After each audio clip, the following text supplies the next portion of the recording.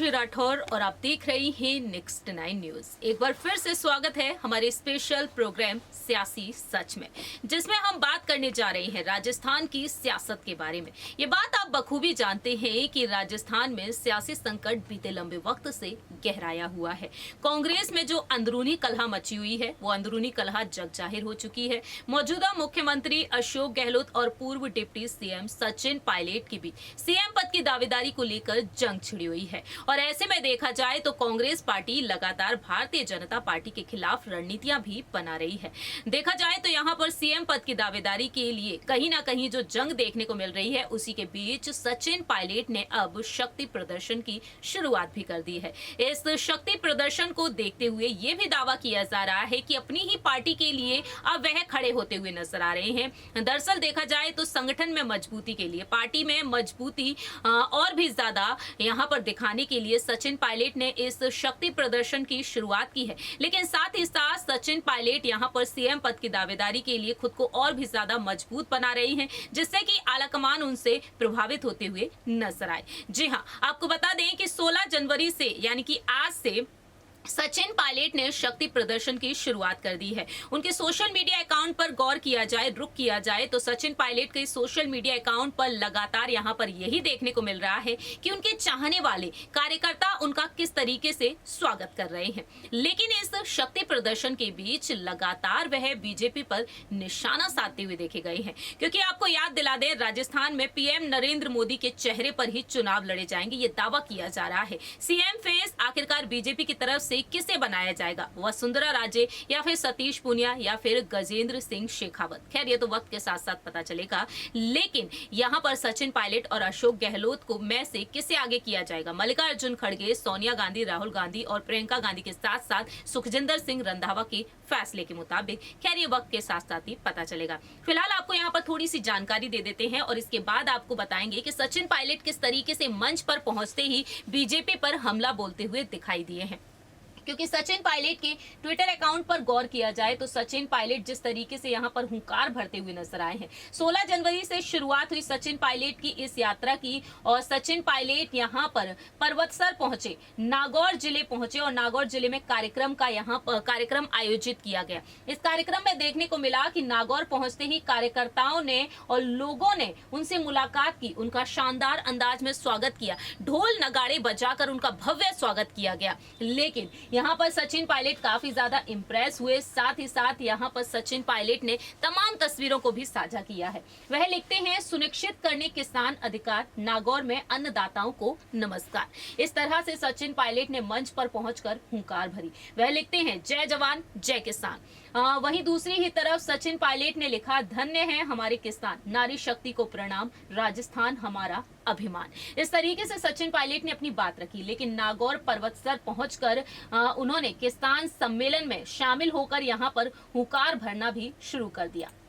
सचिन पायलट लगातार यहां पर बीजेपी पर निशाना साधते हुए नजर आए, एक तरीके से खुली चुनौती देते हुए नजर आए हैं। महंगाई, बेरोजगारी को देखते हुए यहां पर सचिन पायलट ने जमकर अपने गुस्से को जाहिर किया।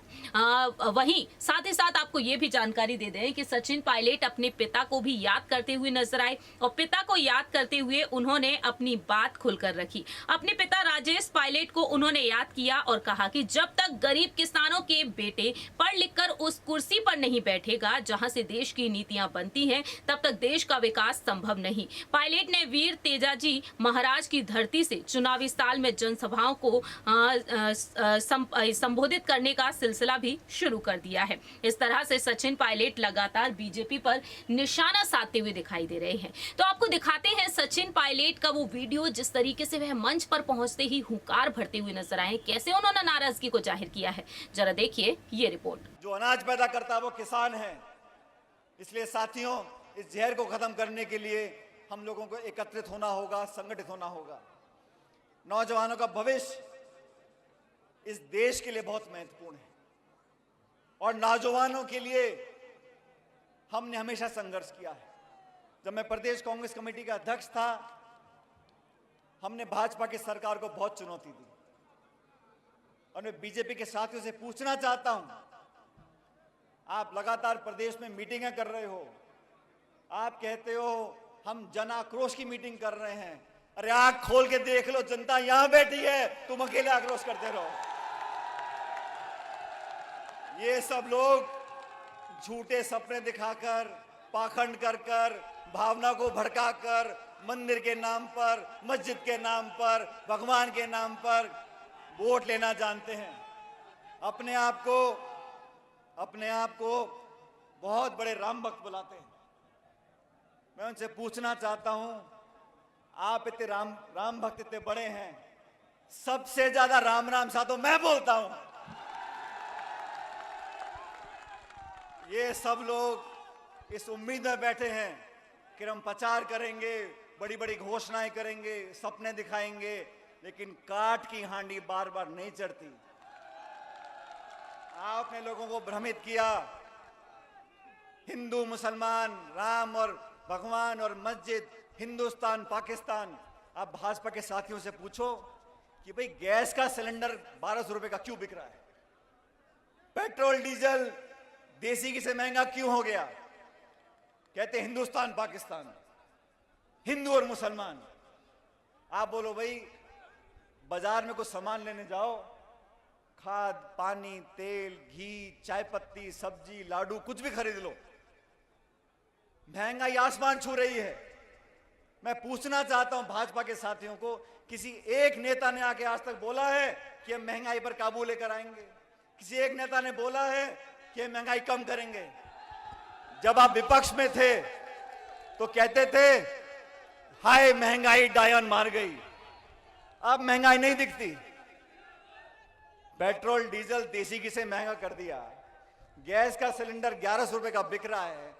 राजस्थान में खाद और बीज में ब्लैक होता है, सर्दी में लोग लाइनों में खड़े होते हैं, आप खाद और हमका यूरिया देते नहीं हो, किसान की परवाह आप करते नहीं हो। मैं चुनौती देना चाहता हूं कि इनकी सरकार को भी और उन सब लोगों को जो किसानों को कमजोर समझते हैं।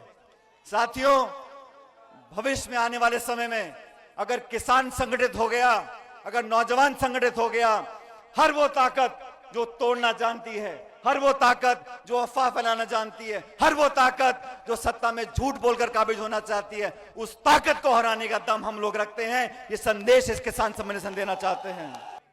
हमने घेराव किया, हमने धरने दिए, हमने मुकेश भाकर जी ने, रामनिवास जी ने, हमने लाठियां खाई, जेलों में गए, और मैंने तो मुख्यमंत्री का जो क्षेत्र है वहां पर एक किसान न्याय यात्रा निकाली थी, 12 से झालावाड़ 100 किलोमीटर की। और किसान न्याय यात्रा यूं निकाली थी कि ना तो किसान को मुआवजा मिल पा रहा था, ना किसान की मदद हो पा रही थी। और मेरी यात्रा निकालने के बाद वसुंधरा जी को हमारी बातों को मानना पड़ा था। इसलिए आप सबके साथ संघर्ष हमने किया, आपने पूरा आशीर्वाद हम लोगों को दिया। अब 11 महीने के बाद दोबारा चुनाव आ रहे हैं। मैं चाहता हूं कि आप लोगों का जो प्रेम और प्यार और आशीर्वाद है वो पहले की तरह बरकरार रखना। और मैं बार बार बोलता हूं, रामनिवास गावड़िया जी मेरे साथी नहीं है, मेरे छोटे भाई हैं। अगर आपको मुझे ताकत देनी है तो रामनिवास जी को ताकत देनी है। ये नौजवान एक साहसी नौजवान है। और सुनो, और राजनीति में बहुत तरह के नेता हैं। राजनीति में जितने दल उतने नेता, जितने जिले उतने नेता, लेकिन वो नेता, वो जनप्रतिनिधि जो अपनी जबान का पक्का हो, ऐसे लोगों की पहचान करनी है जो अपनी बात का पक्का हो, जो आपसे झूठ ना बोलता हो। और मुझे फक्र के साथ कहते हुए ये गर्व महसूस करता हूं कि रामनिवास गावड़िया ऐसा नौजवान है जो अपनी बात का पक्का है, अपनी जबान का पक्का है। जैसा कि आप सभी ने देखा जाना कि सचिन पायलट बीजेपी पर महंगाई बेरोजगारी को लेकर निशाना साधते हुए नजर आए हैं। उन्होंने किस तरीके से यहां पर अपनी बातें रखी हैं, ये बात आप बखूबी समझ ही गए होंगे। फिलहाल देखा जाए तो सचिन पायलट का दौरा 16 जनवरी के साथ साथ 17 जनवरी, 18, 19 और 20 तारीख तक है। और 20 तारीख को वह राजधानी जयपुर पहुंचेंगे। जयपुर में भी वह जनसभाओं को संबोधित करते हुए नजर आएंगे। पाली पहुंचेंगे, झुंझुनू पहुंचेंगे और इस तरीके से अलग अलग जगह का वह दौरा करते हुए देखे जाएंगे। देखना दिलचस्प होगा जब वह वसुंधरा राजे के गढ़ में पहुंचेंगे तब वह क्या कुछ कहते हुए नजर आएंगे। देखना यही होगा कि बीजेपी यहां पर सचिन पायलट की इन रणनीतियों का, इन हुंकार का किस तरीके से जवाब देती है। आप कितना सहमत हैं पायलट की इन बयानों से, ये आप बता सकते हैं कमेंट सेक्शन में। फिलहाल के लिए हम चलते हैं, बाकी की तमाम अपडेट्स के लिए आप देखते रहिए नेक्स्ट 9 न्यूज।